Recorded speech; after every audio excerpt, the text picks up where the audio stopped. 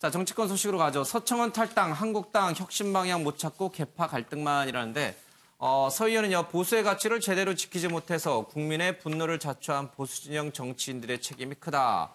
진심으로 사죄드린다. 이런 얘기를 좀 했습니다. 그리고요, 친이 친박의 분쟁이 끝없이 반복되며 한 발짝도 못 나가고 있다. 개인적으로는 친박 자장이라는 수식어에서 자유로워지고 싶다. 이런 얘기를 좀 했습니다. 박근혜 전 대통령 탄핵 이후에 이 탈당 요구를 받았지만 계속 남아있다가 오늘 탈당한 이유가 뭐냐 하는 기자의 질문에 오랫동안 생각해왔지만 지방선거 참패 후에 당이 새로워지려면 당을 새로 꾸려갈 인재들에게 넘겨주게 좋겠다는 생각으로 오늘 결심했다. 이런 얘기를 좀 하고 있습니다. 한국당 복당파들은 바른정당으로 탈당한 데 대해선 제대로 사과 한마디 없이 누굴 때려잡자는 이야기만 하고 있다라고 하면서 지금 이 친박 또 반박 간의 갈등을 우회적으로 암시를 좀 했습니다. 그렇지만 정계를 은퇴하는 건 아니다라고 분명히 또 선을 그었습니다. 자, 서청원 의원의 자유한국당 탈당 어떤 파장을 자유한국당에 몰고 올지 좀 봐야겠습니다. 과거 영상 보겠습니다. 그리고 분당은 아니고 그냥 탈당 수준으로. 그래서 탈당 가든지 분당 가든지 그건 모르지. 분당이 무슨 분당이야. 탈당해서 당 만들면 되는 거지. 분당하면 어떻게 할 거예요? 분당이라면 용어가 맞는 얘기요. 탈당해서 자기 당 만드는 거지. 무슨 분당이고 그런 얘기 쓸 거예요. 탈당한 사람 탈당해서 당 만들어야지. 5적이니 6적이니 말이야 10적이니 잠깐만 언론이 흘리고. 누가 흘렸어? 누가 이 당을 이렇게 깨트리려고 한 게 누구냐 이게야. 당 위에 무슨 비상시국의 일을 만들어가지고 말이야. 두 쪽 세 쪽 만들고 말이야. 그럼 집단 탈당 분당이 되면은 어떻게 당을 좀 수습할 수 있을까요? 무슨 분당 분당이야 그런 거 한두 번 봤나? 나간 사람 나하고 안 나가 남아 있는 사람 남아 있는 되는 거지. 얼마나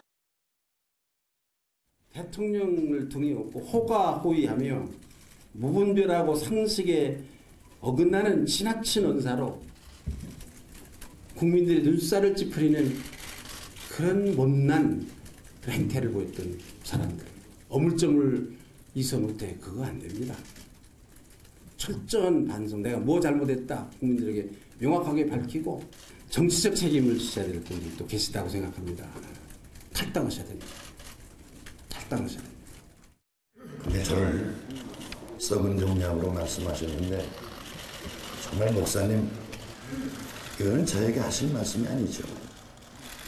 할복하라고 임명준 위원장이 말씀하셨는데 제가 회복하지 않았습니다. 목사님, 제가 언제쯤 회복하면 좋겠습니까? 우리를 범죄자 취급하셨습니다. 우리 범죄자가 아닙니다. 네, 이수희 변호사님. 예.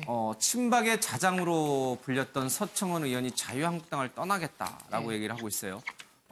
지방선거 참패 이후에 그 책임을 묻는 여러 가지 얘기들이 나왔고 당 중진 의원들의 정계 은퇴 목소리도 높았습니다.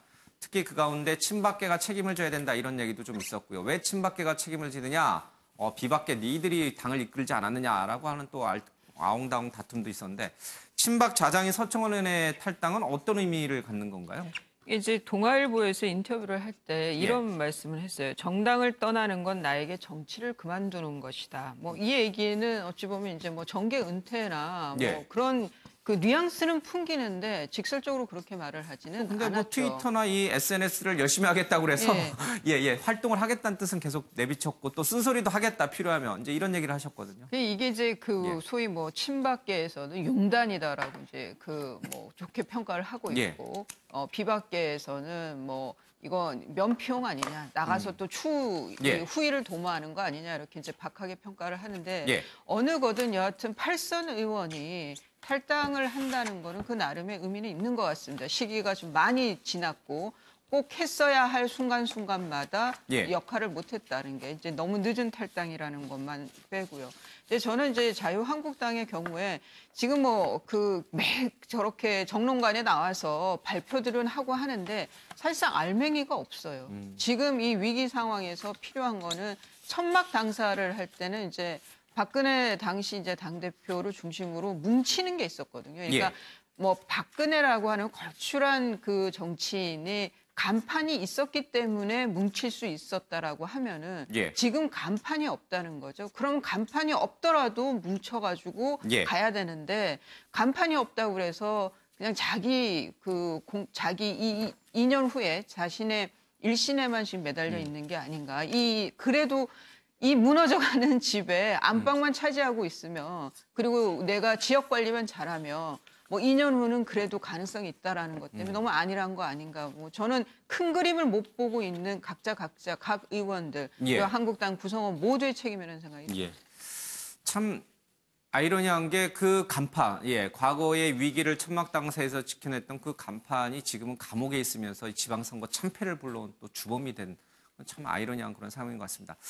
우리 김창룡 교수는요, 지금 이 서청원 의원의 탈당이 정말 어떤 처절한 반성 속에서 나온 것인지, 그래서 그 물꼬를 터서 자유한국당의 새로운 부활의 기회를 선사할 것인지, 아니면은 그래 일단 내가 총대 매는 모습 보였으니 비박계 너희들 중에도 좀 책임 좀 져봐라, 나처럼 책임져봐라, 이런 식인 것인지 어느 쪽인가요? 저는 지금 언론 보도를 종합해 보면 탈당을 통해서 새로운 모멘텀을 제공한다, 그런 측면도 분명히 있지만 오히려 이미 당의 쇄신 차원에서 이 중진들에 대한 뭐랄까요, 당을 물러나라, 심지어 정계를 은퇴하라, 이런 얘기까지 나왔기 때문에 어차피 이 노정객의 입장에서는 이미 탈당을 본인이 안 하더라도 당내에 탈당을 하라는 그런 분위기를 읽고 선제 조치를 취했습니다. 이게 탈당이지 정계 은퇴가 아니거든요. 말하자면 이 정도 해서 국민들이 과연 만족할 것이냐, 또한 충분히 책임지는 모습이라고 설득당할 것이냐, 저는 그런 점에 있어서는 매우 회의적인데, 지금 보면 자중질환이 일어나는 그 모습 속에 사실은 8선 의원으로서 기한 측면도 많지만 감옥에서 탈출하는 그런 모습, 여러 가지로 우리 어떻게 보면 정치사의 굴곡진 모습을 많이 보여주면서 심지어 친박 맏형으로 불렸던 그런 점에 있어서는 오히려 탈당이 아니라 은퇴하는 것이 오히려 자유한국당의 진정으로, 아무도 탈당 정계 은퇴를 하지 않았지 않습니까? 지금 안철수 전 후보에게만 그 정계 은퇴 얘기가 나오고, 이렇게 8선까지 한 사람들에게는 은퇴 얘기 자체가 없는 것이 저는 좀 이상하다. 진정성 있게 보지 않습니다. 이 정도의 참패였으면은 정계를 은퇴해야 될 사람들이 수두룩한데, 저마다 그것까지는 아니고 탈당만 하고 계속 정치를 하려는 생각 자체가 아니하다. 알겠습니다. 자유한국당 내 내용이 점점 깊어가는 모습을 보이고 있습니다. 한쪽에서는 지금 권한대행을 맡고 있는 김성태 원내대표의 뭐랄까요, 정계 은퇴 내지는 탈당을 요구하는 목소리가 있고요. 또 다른 한쪽에서는 서청원 의원이 탈당하는 모습이 있었습니다. 김성태 전 원내대표 지금 권한대행인데요. 지금 얘기를 좀 들어보겠습니다. 그 부분은 그 양반의 적절치 못한 행동이었습니다. 어제부터 제가 어젯밤에 우리 의원들한테 문자로 분명히 입장을 정했습니다만, 당의 갈등과 분열로 국민들이 이번 6.13 선거에서 마지막 기회를 주신 이 따끔한 채찍질에 반하는 그런 개파 활동이나 또 분열을 책동하는 행동에 대해서는 앞으로 단호히 대처하고, 그 부분은 앞으로 아마 비상대책위 비대위에서도 그런 사람들의 앞으로 행위들에 대해서는 반드시 책임이 뒷따를 수밖에 없다는 걸 분명히 밝힙니다. 중앙당을 해체하고 원내 중심 정당으로 전환한다는 것은 당의 주인인 우리 330만 당원의 의사를 무시한 독단적 발상이며, 국회의원 중심의 정당으로 가겠다는 것으로 시대에 뒤떨어진 발상이며, 패배의 중심인 자신들의 기득권을 더욱 강화하겠다는 의도로 보일 뿐이다. 김성태 당대표 권한대행은 조속히 비대위를 구성하여 모든 권한을 비대위에 일임하고 대행직을 사퇴함으로써 파국에 대한 책임을 져라. 당의 몰락을 자초한 세력들은 먼저 기득권을 철저히 포기하고 전당대회 불출마와 함께 지방선거 완패에 대한 무한 책임을 선언하라. 네, 중앙당 해체 또 이에 반대하는 당원들의 얘기도 같이 좀 들어봤습니다. 서청원 의원이 자유한국당을 탈당하면서 이런 한자 성어를 썼어요.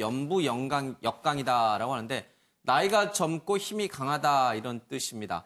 이 힘이 강한 후배 정치인들에게 길을 내주기 위해서 자신이 당을 떠난다 이런 얘기를 했는데 지금까지 2020년 총선 불출마를 선언한 의원은 김무성, 윤상직, 정종섭 의원 등 5명에 불과하다.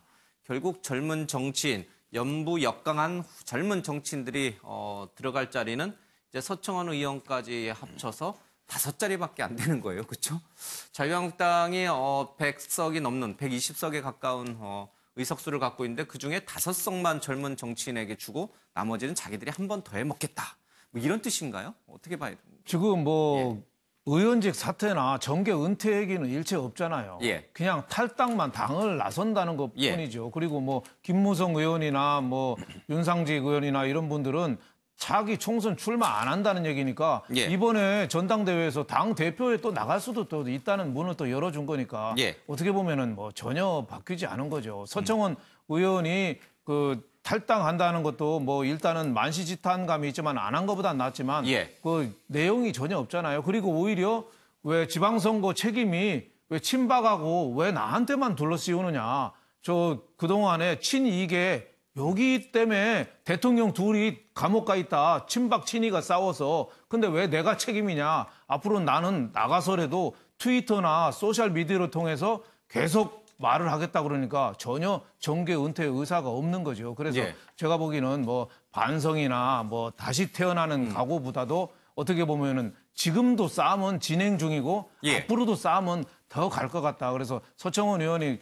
자유한국당이 제일 고참하니까 8선에다가 80년대 초부터 그 전두환 때부터 시작한 분인데 그리고 또 집안도 저 대구서씨의 저 유명한 집안이에요. 하지만 저렇게까지 떠나는 뒷모습이 저 정도밖에 안 되는가. 좀 만시지탄감이 있지만 제가 보기에는 정계 은퇴도 하고 의원직 사퇴도 좀 집어던지고 대통령 둘이나 감옥 가서 창피해서 못 살겠다. 이런 절규 정도를 해야 되는데 어제 기자에게는 책임 회피에 급급했다는 인상을 주기가 충분합니다.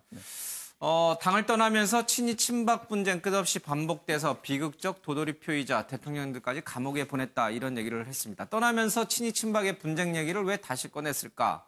그렇다면 친이 친박의 분쟁을 끝내기 위해서 내가 당을 떠나니 친이 쪽에서도 누군가는 당을 떠나라.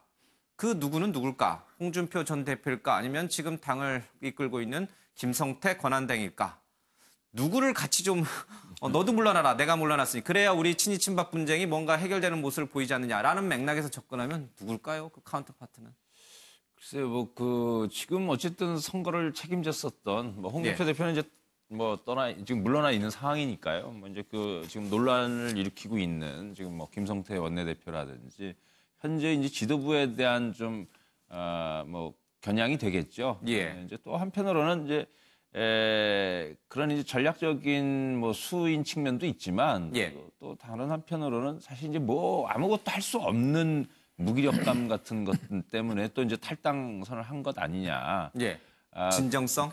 진정성이라기보다는 이제 상황에서 이제 상황 자체에 이제 밀려난 이제 그런 측면들이 있는 것 아닌가. 또 그런 가운데 문제를 해결할 수는 없으니까요. 그러면서 계속 친이 친박이나 이런 갈등이 있고 논란이 있다 이런 게 이제 불거지면 사실은 점점 더 이제 다시 살아날 수 있는 그 기회나 이런 부분이 봉쇄되는 그런 우려도 있으니까 이제 기회에 이제 좀 당을 떠나야겠다. 그 후에 이제 정계 은퇴나 이런 등등은 지금 워낙 자유한국당이 어디로 갈지 모르는 상황이라 또 어떤 상황이 만들어지면 또 다시 이제 뭔가 역할을 할 수 있지 않겠느냐라고 하는 여지는 정도는 이제 남겨놓고 그래서 이제 탈당 정도로만 이제 한 게 아닌가 이렇게 생각이 들죠. 자유한국당도 내용이 깊어집니다만은 바른미래당도 상황은 만만치가 않은 것 같습니다. 안철수 전 후보에 대해서 정계 은퇴하라는 압박이 굉장히 거세지고 있습니다. 안철수 전 후보가 이번 주에 이제 미국에서 돌아올 예정인데 어떤 식으로든지 자신의 거취에 대해서 입장 표명을 하지 않을 수 없는 상황이 된 것 같습니다. 대체적으로 볼 때는 당분간 정치권에 돌아가는 것은 쉽지 않다라는 게 많은 전문가들의 의견이기도 합니다. 당분간 성찰의 시간을 갖겠다라고 떠나기 전에 얘기도 했으니까요. 그렇지만 사실상 완전히 정계를 은퇴한다는 목소리가 점점 커지고 있어서 어떤 식으로든 돌파구를 좀 찾아야 될 텐데 쉽게 보이지가 않는 것 같습니다. 안철수 전 후보의 얘기도 좀 들어보고요. 며칠 전에 있었던 바른미래당의 워크숍도 좀 보겠습니다. 이제 그 성찰의 시간을 당분간 가지겠습니다. 돌아보고 고민하고 숙고하겠습니다. 다 후보가 부족한 탓입니다. 선거에 패배한 사람이 무슨 다른 이유가 있겠습니까? 일요일 날 제 딸이 박사학위를 받습니다. 수여식이 있습니다. 그래서 주말 이용해서 잠깐 다녀올 예정입니다.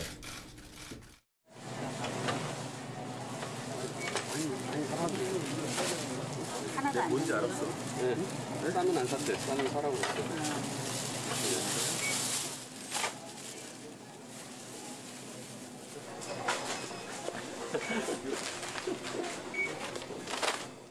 양평 용문사원에 왔습니다.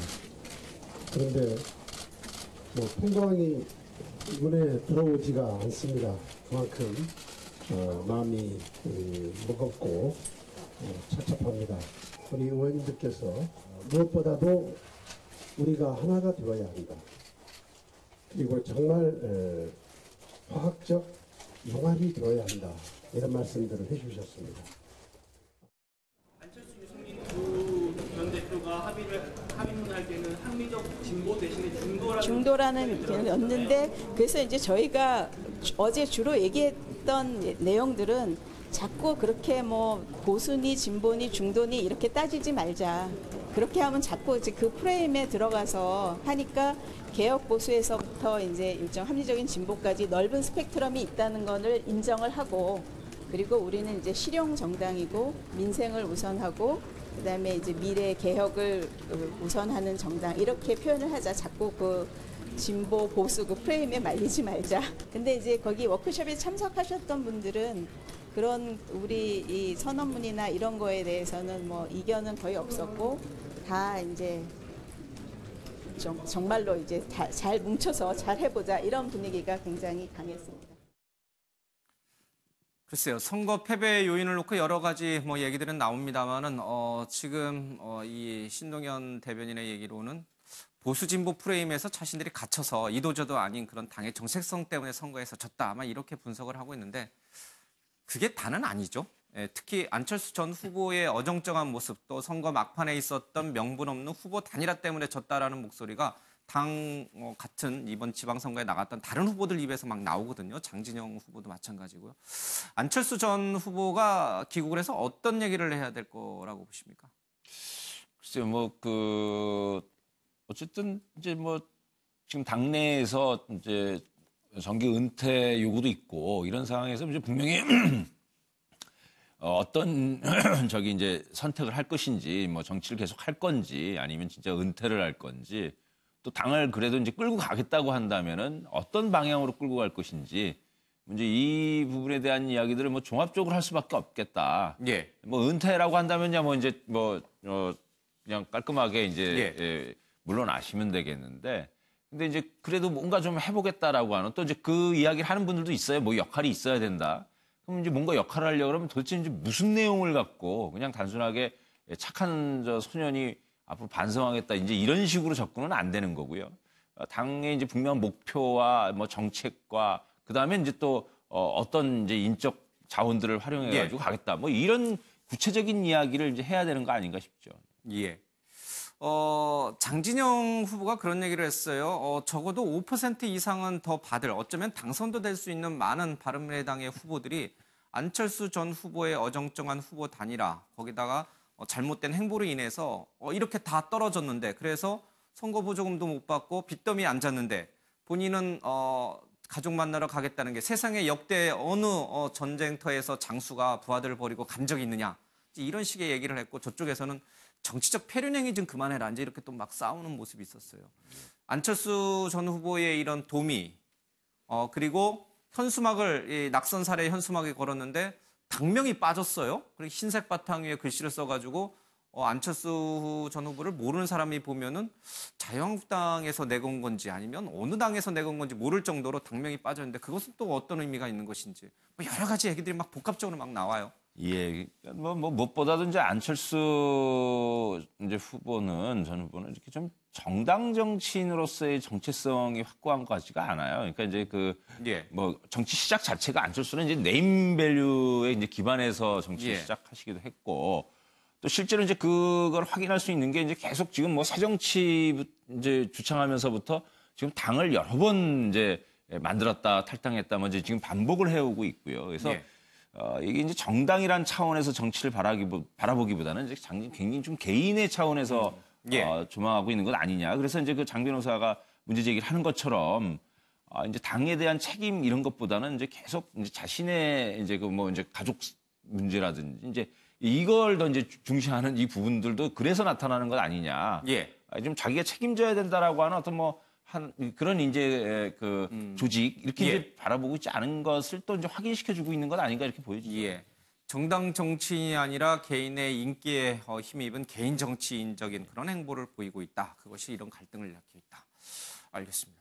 이수희 변호사님, 서청원 의원이 탈당하듯이 만약에 지금 이종훈 시사평론가는 지금 이 바른미래당에 살아려면 안철수 덫에서 빠져나와야 한다. 그 얘기는 곧 안철수 전 후보가 정계를 떠나서 바른미래당이 다시 우뚝 설 수 있는 기반을 만들어줘야 된다는 얘기인데 그것이 불가분의 관계가 있나요? 바른미래당의 부활은 안철수 전 후보의 정계 은퇴 내지는 뭐 탈당 이것과 맞물려 있는 건가요? 저는 바른미래당이 당으로 가지고 지금 뭐 혁신을 한다고 그래서 경쟁력을 갖출 수 있느냐 거기에서 저는 의문부거든요. 저는 그거 문제가 아니라고 봐요. 왜냐하면 바른미래당 자체가 지금 유승민 대표를 비트로 하고 있는 그 자유한국당 이전에 이제 새누리당 쪽 의원들하고 다른 호남 지역의 지역구를 두고 있는 2년 후에 지금 민주당 여당하고 후보 경쟁을 했을 때 경쟁력이 있을까? 지금은 현역이지만 2년 후에는 아주 불안한 그 의원들하고의 동거기 때문에 저는 뭐 바른미래당이 안철수 전 후보와의 관계 없이 저는 그 미래가 좀 불투명하다, 부정적이다라고 판단합니다. 그래서 뭐 안철수 전 대표가 나간다고 그래서 바른미래당이 잘 되는 것도 아니고 저는 그거는 변수나 상수가 안 된다고. 남아 있으면 어떻게 될 것 같습니까? 더 잘 됩니까? 아니면 더 안 됩니까? 저는 안철수 전 대표가 지금 서울시장 선거에서 19.55% 득표율을 얻었어요. 당 지지율보다 훨씬 높은 득표율을 얻은 거거든요. 여전히 정치인 안철수, 그다음에 뭐 안랩 대표로서 이전에 안철수 박사의 가치는 존재감 여전하다고 보입니다.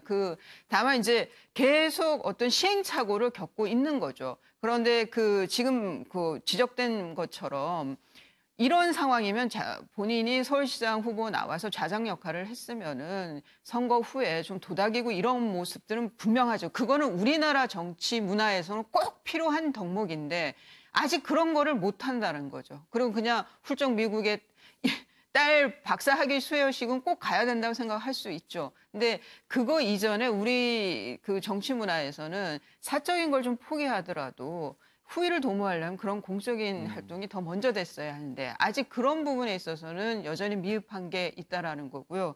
그리고 안철수 대표를 좀 개인적으로 보면 나름의 신념과 비전을 갖고 있는 정치인이에요. 저는 보수 쪽, 중도 쪽에서 봤을 때 여전히 가치 있는 후보라는 생각은 듭니다. 그 맥락에서 그런지 몰라도 며칠 전에 이 프로그램에 출연했던 김철근 지금 바른미래당 대변인은 과거 노무현 전 대통령과 지금 상황이 비교를 하더라고요. 과거 노무현 전 대통령도 지역주의를 깨겠다고 여러 번 무모한 도전을 하지 않았느냐. 그러나 결국 성공하지 않았느냐. 실패 후에 성공한다. 지금 안철수 전 후보가 그 길을 걷는다라고 이제 얘기를 하시고 가셨는데 동의하시나요? 비슷한가요? 두 분의 정치적 행보가 좀 닮았나요? 상황은 닮았다고 볼 수 있습니다만 내용의 본질을 보면 저는 닮지 않았다고 생각을 합니다. 기본적으로 노무현 전 대통령은 민심을 읽고 지역주의를 타파하겠다는 분명한 정신과 그 실행이 있었는 반면에 안철수 전 대표 같은 경우는 이 새정치를 하겠다고 해가지고 나왔는데 새정치 실체가 모호했을 뿐만 아니라 시간이 갈수록 새정치에 대한 회의감이 드는 데다가 플러스 반문재인 정치를 계속적으로 해오다 보니까 새정치의 실체가 뭐냐? 문재인 대통령 반대하러 나왔느냐 이런 움직임이 굉장히 컸고요. 예. 물론 그렇다 하더라도 저는 바른미래당이 마치 안철수가 없으면 잘 될 것처럼 이렇게 얘기하는 것도 그것도 저는 좀 어불성설이 아니냐. 왜냐하면 바른미래당은 사실은 안철수의 이름 하에서 만들어졌던 정당이기 때문에 안철수라는 그런 네임 밸류를 가진 정치인이 없다면 이 자체가 저는 허지부지될 가능성이 굉장히 높다. 그리고 안철수 전 대표 같은 경우는 지금까지 계속 가장 많은 국민들의 지지를 얻다가 선거나 이 정치하는 과정 속에서 계속 내리막길을 긋고 있는데 이 반전을 할 수 있는 국민들에게 어떻게 보면 진정성이나 나의 실체의 모습을 보여주는 그런 내용 자체가 없다 보니까 계속 실망만 하고 있어서 앞으로도 지금 돌아와서도 정계 은퇴는 선을 껐습니다. 그리고 지금 그 발제문에 보면 정계 은퇴도 잠정적인 은퇴하라, 돌아올 것을 기약하는 그런 은퇴이기 때문에 그런 진정성이 없어 보이고요. 그래서 분명히 자기는 은퇴하지 않고 성찰하겠다 이렇게 얘기했는데 성찰의 기간 동안에 국민에게 과연 새정치의 실체가 무엇이었고 어떻게 실패했던가를 다시 한번 설득할 수 없으면 저는 제기도 어렵지 않느냐 이렇게 봅니다. 그러니까 노무현 대통령하고 안철수 전 대표의 차이점은 한자말로 하면은 노무현 대통령은 대기만성이고 안철수 대표는 용두사미라고 저는 생각합니다. 근데 안철수 대표를 비하하는 게 아니고 노무현 대통령은 우리나라 월드컵 지금 한테 4강 신화하듯이 그 부산에서 떨어지고 서울에서 떨어지고 온통 망신창이가 됐지만 그 정신을 갖고 국민들의 감동을 끌어내가지고 대통령까지 올라갔잖아요. 대기만성형으로 어떻게 보면 강태공이 70살 넘어까지 낚시하다가 발탁됐듯이 그렇게 기다림의 세월, 인고의 세월이 있었는데 안철수 대표는 용두사미로 처음에는 박원순 시장한테 그 양보할 때 그때 박원순 시장 지지율이 5%때 안철수 시장 후보는 그때 50%, 60%를 넘었을 때 그때 용두사미 때 그때는 잘해서 여세를 몰고 아마 시장도 하고 경력 관리를 해서 쭉 끌고 왔어야 되는데 계속 어떻게 보면은 줄어드는 요 꼬리가 자꾸 작아져 가지고 요 다음에 저는 나오면은 국회의원도 저는 쉽지 않다고 보는데요. 물론 뭐 앞으로 국민들의 인기는 뭐 상당히 좋지만 국회의원도 저는 쉽지 않기 때문에 다시 어떻게 보면은 이 성찰의 시간이라는 게 어떻게 보면 기다림의 시간을 저는 계속 정치를 하는 것보다는 좀 빠지는 게 오히려 본인한테도 더 도움이 되고 야당 재편에도 더 도움이 되지 않느냐 저는 이렇게 생각합니다. 뭐 좋은 소리 또 쓴 소리 다 이제 여러분들께서 해주셨는데 미국에도 사실 저희 엠베지 나오거든요. 아마 혹시 모르겠습니다. 비행기 타고 있는지는 모르겠습니다. 혹시 볼 기회가 있었다면 보시고 아마 이 민심의 목소리를 그대로 아마 여기 계신 분들이 전해주신 거니까요. 잘 귀담아 들으시기 바랍니다. 자, 바른미래당이 비례3인이 어정쩡하게 당을 떠나지도 못하고 남아있죠. 당을 떠나면 배지를 잃으니까요. 자, 안 일방합당 심판받았다. 우리를 출당시켜달라. 그래서 우리를 평화당으로 좀 갈 수 있게 해달라라고 이제 얘기를 좀 하고 있습니다. 너무 이 지금 자유한국당과 바른미래당 얘기만 하니까 사실 이번 선거에서 나름의 성과를 거뒀던 정의당 그리고요 뭐 큰 성과는 아닙니다만 그래도 호남에서 한두 석 정도의 기초단체장을 차지했던 평화당 얘기를 저희들이 못했어요. 글쎄요, 지금 이 바른미래당이 쪼개지면서 평화당 쪽으로 갈 것이다 이런 얘기도 나오고 절대 그럴 일 없을 것이다 이런 얘기도 나오고 있고요. 정의당은 이 속에서 의미 있는 정당 득표율을 기록했고요.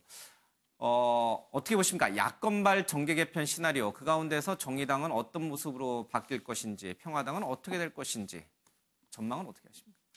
글쎄 뭐 정의당과 이제 그 평화당 그 같이 지금 원내 그 교섭단체를 구성하기도 있긴 합니다만 이제 좀 뭐 진로는 이제 상당히 좀 다르겠죠. 이제 다만 이제 좀 공통점이 있다면은 정의당이나 이제 뭐 평화당이나 이제 그 현재 문재인 정부의 이제 국정과제를 이제 수행하는 이제 국회에서의 좀 뭐 비판적인 협력자나 지지자로서의 위치를 계속 유지하면서 어쨌든 간에 이제 뭐 원내교섭단체도 꾸리고 있으니까 지금의 그 위상을 이제 역할을 좀 이제 계속 유지해 가지 않겠는가. 뭐 갑작스러운 새로운 길을 선택한다든가 이제 이런 경우는 좀 뭐 가능성이 낮다고 보여지고요. 그래서 뭐 현재 이제 비판적 협력 관계들을 유지해 가면서 이제 좀 국회 안에서의 여러 국정과제 수행 부분을 중심으로 그런 의정 활동에 치중하지 않을까 싶습니다.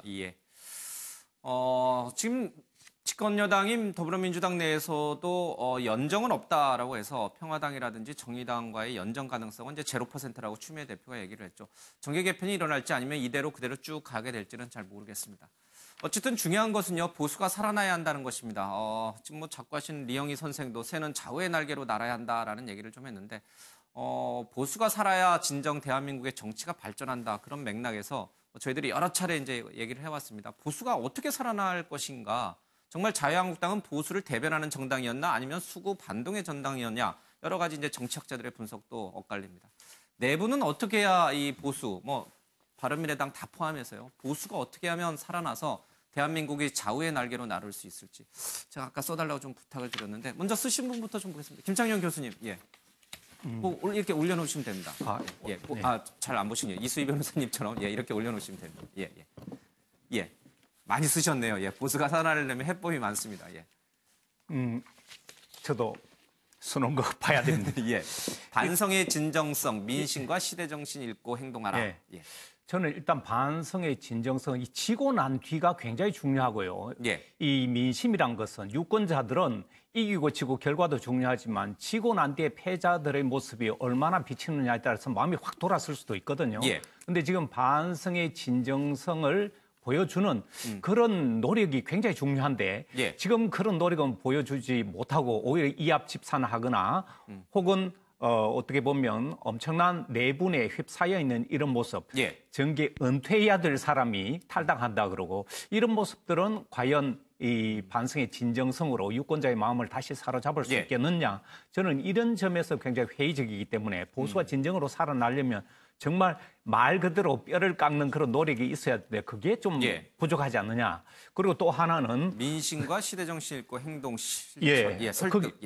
그 부분에 보면 무슨 소리냐면 김무성 의원 같은 경우는 거기는 말을 했죠. 자기는 이제 불출마 선언하겠다. 이게 이미 과거에도 나왔던 불출마 선언이었고요. 왜 이런 말을 했느냐면 이 불출마 선언이란 것은 마치 반선하는 것 같지만 앞으로 전당대회를 두고 나는 불출마하니까 당대표를 하겠다. 이런 식으로 민심으로 읽혀지기 때문에 이 상황에서조차 지나갔던 이야기를 또 반복하고 다시 또 지역구에서조차 지금 반발이 일어나고 있는데도 당대표를 둔 그런 포석이 아닌가, 이런 의심스러운 내용들이 들기 때문에 시대 정신이나 민심을 제대로 읽지 못하면 저도 회복할 가망이 없다. 그래서 저도 아주 잘 재야 된다는 것이 특히 정치판에서는 중요한데 지금 이런 모습들로는 어떻게 보면 돌아선 국민의 마음을 돌리기에는 너무 힘들지 않는가. 그래서 정말 획기적인 그런 개선책, 무릎 꿇고 그런 퍼포먼스 가지고는 이제는 안 통하는 그런 시대가 됐기 때문에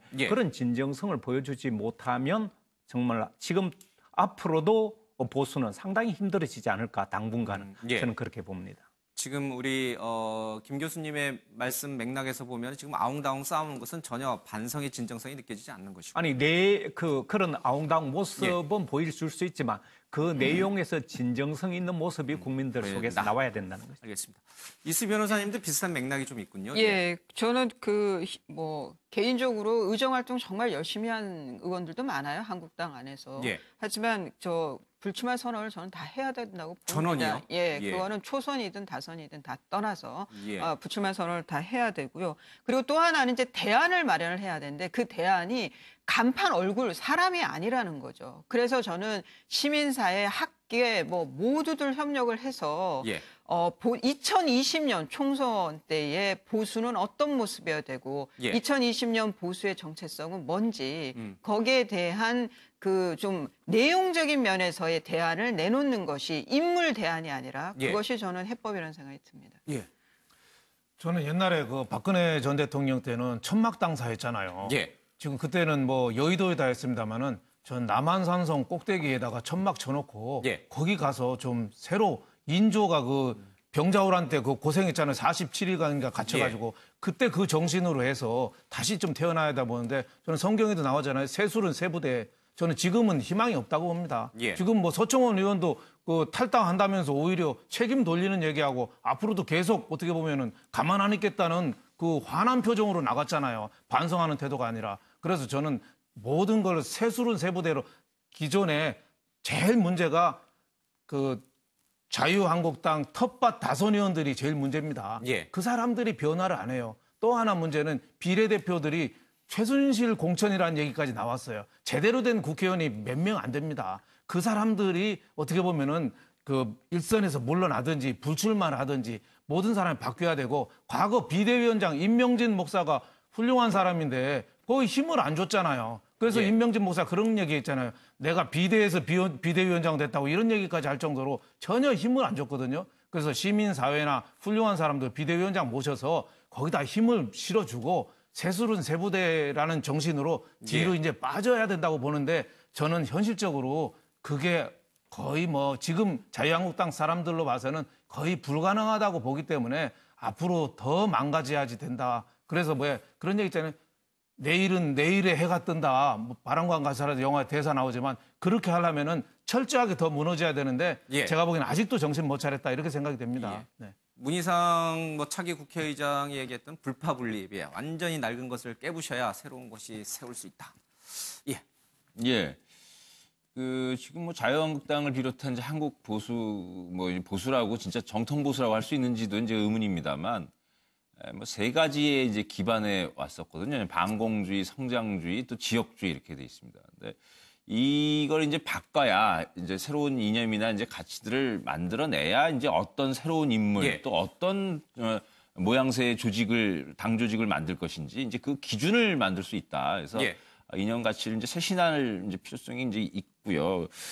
그런 가운데 이제 제일 좀 먼저 해야 될 일이 뭐냐면요. 지금 특히 자유한국당의 경우로 좀 이야기하자면, 자유한국당은 예를 들어 TK와의 결별 선언 같은 걸 해야 돼요. 그러니까 그 지역에 기반해서 계속 가지 않겠다.